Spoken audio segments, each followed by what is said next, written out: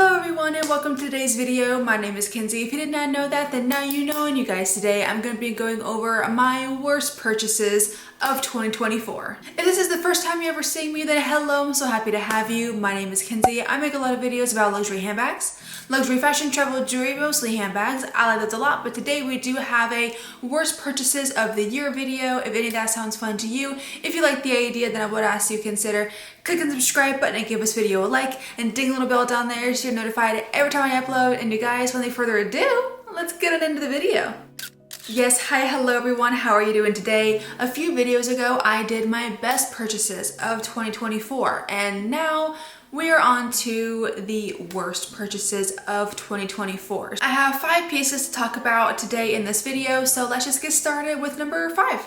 These are not going to be in any particular order. Like number 1 is not going to be like the worst of the worst, and number 5 is not like the least of the worst. It's just going in a random number. So number 5, we do have my Chanel loafers. So I did a video back in July unboxing these loafers, telling you how much I loved them. Now, do not get me wrong, I actually really like these shoes. I did sell them on my Poshmark. I will have my Poshmark link down below as well in case you wanted to check it out and see what's still available. I do currently have my mini Jody for sale on my Poshmark, so if you are looking for a mini Jody, check there as well. And I have loads of other things on sale on my Poshmark as well, so again, I'll have that linked. But I did end up selling those Chanel loafers off only because we bought this house.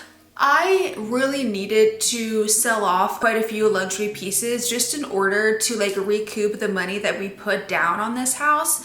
And I was going through my closet, I was looking at everything, and I even sold some of my totem sweaters, just things that I weren't wearing as much. Now I can't put the totem sweaters in this video because I bought them years ago. There were a lot of things that ended up getting cut from the wardrobe. So I loved these Chanel loafers. They were beautiful. They were this amazing latte color brown. They're from the 24A collection. I wasn't wearing them as much as I thought that I would. In July, when I did the unboxing, I told myself these are going to be my most worn shoe in autumn. In the fall and winter, these are going to be my most worn shoe.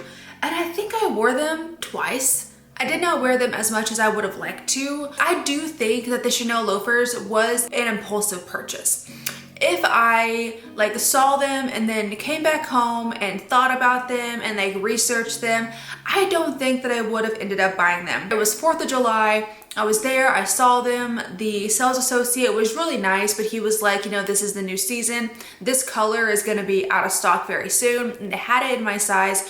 So I was wrapped up in that whole sales pitch, and I did end up buying them. Now, I really did like them, don't get me wrong. I loved them and I thought they were so beautiful, but if I'm not wearing them and if I need the extra money to go towards bills or something, then I have to focus on that first. Maybe it's someday I'll repurchase them or something, but then again, I have my eyes set on other things now, primarily handbags that I want to get in the future, so I don't think that I will be picking up any more Chanel loafers for the time being. Sticking with the shoes category, we have another pair of shoes that I unboxed earlier on in the year, and they are my Hermes Oran sandals. Guys, I just don't think that I'm destined to have these sandals at all. Every time I buy these sandals, I sell them. Last year, I bought a white pair and I got them in a size too big. I bought them from Luxury Promise. Never buying from Luxury Promise ever again. Couldn't send them back. Ended up selling them on Poshmark. They were a white pair. They were really pretty, but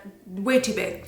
And then I got a gold pair in my actual size. Really liked them. I thought that I was going to be wearing the Hermes sandals for spring and summer and everything, and it was great.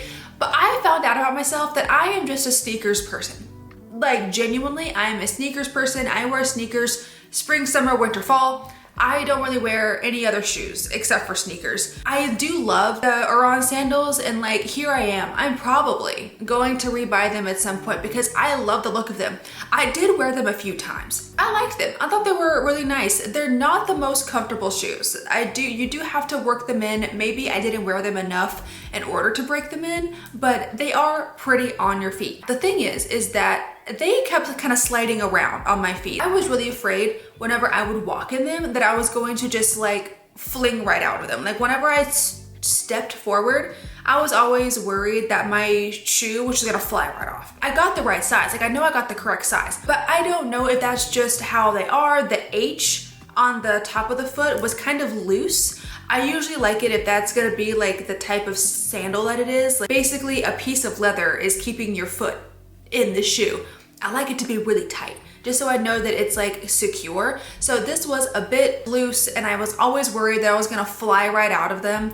Once I started wearing them and like my feet would swell a little bit, they'd be okay. But that first hour or so, I was terrified. Really like those sandals. So I'm not saying that I would never put them back in my collection. I probably will, but I am really just a sneakers girly. My Sambas, my New Balance, even my Uggs. Like I am just somebody that wears, I know Uggs are not sneakers, but I don't wear flip-flops or sandals that often. So I think I just learned that about myself this year, and I don't think I'm gonna be buying any more sandals except maybe the Air Max, because I might buy them again. I have no idea. It depends. Every time I look at them, they have a price increase. So I don't know. Okay, moving on to a couple of bags. It was the Coach denim bags. If you remember, I did an unboxing of the large one, like the 26 size, and I did an unboxing of the 20 size. I believe it was 20 size.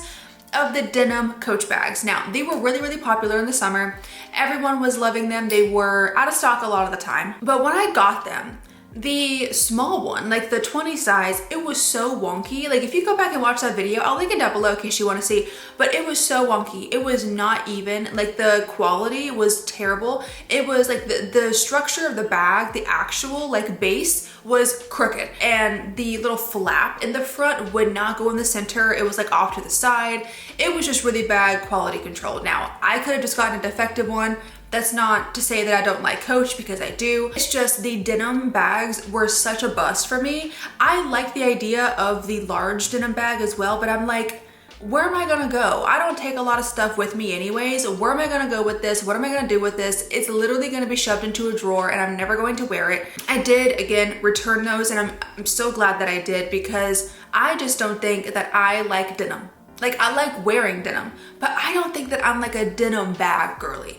Like even with Louis Vuitton, I would not like them. I think that they're cute and I like them from afar, and I'm sure that I would like them on somebody else, but I just don't want a denim bag. And it was like just a bunch of things accumulated all into one, is that the small one just looked awful. The quality was really bad on the small one. The small one was really cute though. Like if the quality looked really good and if the bag wasn't like crooked as all hell, I might have ended up keeping the small one. Kind of glad that it was wonky though, because I always try to find like the best out of an item. Like I always try to like look for a silver lining or look for the best quality, because I don't want to just hate something. I'm not somebody that's very critical. I try to find the best in people and in like items and like bags and stuff. So I'm glad that it was wonky and not in good quality, because if it was perfect quality, I might have ended up keeping it just for the fact that it was cute. Like just for the fact that like, oh, this is nice, I like that. No, I'm glad that it was bad, because I ended up returning it, and let me tell you, I just don't miss it at all. I do not miss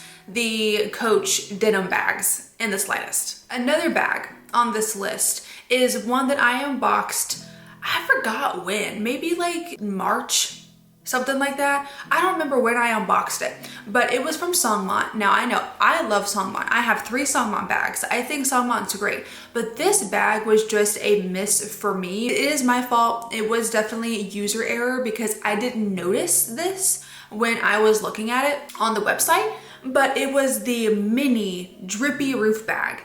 So I bought that one in this really pretty kind of brown color, and it had contrasted white stitching. It was beautiful color.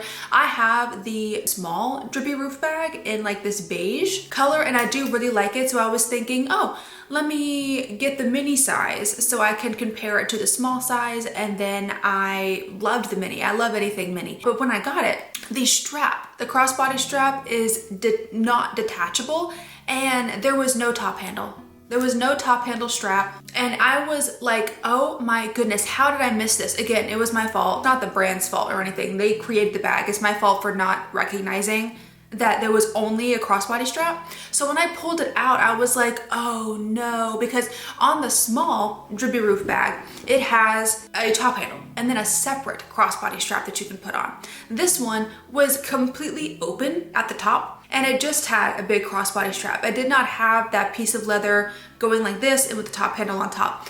I was so upset because I typically only wear my Sangmat drippy roof bag as a top handle bag. I do not crossbody that bag ever. I think I lost the crossbody strap. So I was thinking I could take this cutie little mini bag and have it as like a mini top handle. I like the idea of crossbodying the mini size because it's very small. I like to have the option, but this one I couldn't top handle it at all. So I ended up returning that one too. Was not for me. Beautiful bag though. I still think it's amazing. Definitely still buy it if you were looking into it, but just know that you can only crossbody that bag. All right, we're on to the last piece that I'm gonna show today. This is the only piece that I actually have with me because I haven't sold it yet. So here it is. And it is a pair of sunglasses. These are the Bottega Veneta sunglasses. These were so popular during the summer. And of course I bought them because they were popular. I had FOMO. They were sold out everywhere. I don't even know what they're called. The BV1146S. And they look like this. They have the Bottega little lines on the side. Really, really nice shape sunglasses. I love the shape. I love the material. I love the vibe of these sunglasses, but I need to get nose pads for them. Maybe if I got nose pads for them, then I would end up liking them, but they're so loose on my face that I just can't even deal with it. Like they're literally about to fall off. Like they're so loose and I don't know what to do. And they're like pushing down on my nose right here. So it's making me to where like I can't breathe. Again, I think they look nice. I think they're a really nice style. I will try to get some nose pads or like some nose grippy things that you can like put here, like on the nose pad section. I had to do that with my Celine sunglasses also, and that did end up helping a bit. So I will try to do that, but I have not worn these sunglasses one time. Since I bought them, they've literally stayed in my drawer. I've not worn them once. I'm afraid that they're gonna fall off my face and I'm afraid I'm gonna lose them. I think that they're beautiful. I think that they are very much like a cool pair of sunglasses and I think the quality is really nice. I just need to try to find those nose pads just so I can wear them. Probably one of my worst purchases of the entire year. I got sucked into the FOMO. I'm an accessory girly. I love a good accessory and sunglasses are just one of my favorite accessories. So I tend to buy sunglasses that I don't need and this is what happens. So yeah, those are my top 5 worst luxury purchases of 2024. Let me know in the comments what your worst purchases have been, if you bought something and you ended up not liking it, or you returned something, or just leave me a comment down below because I'm nosy and I want to know that. But you guys, thank you for watching this video today. I really hope that you did enjoy it. If you did, then go ahead and click up the like button for me and then subscribe if you want to, and be sure to ding a little bell down there so you're notified every time I upload. And you guys, I'll see you in the next video. Bye!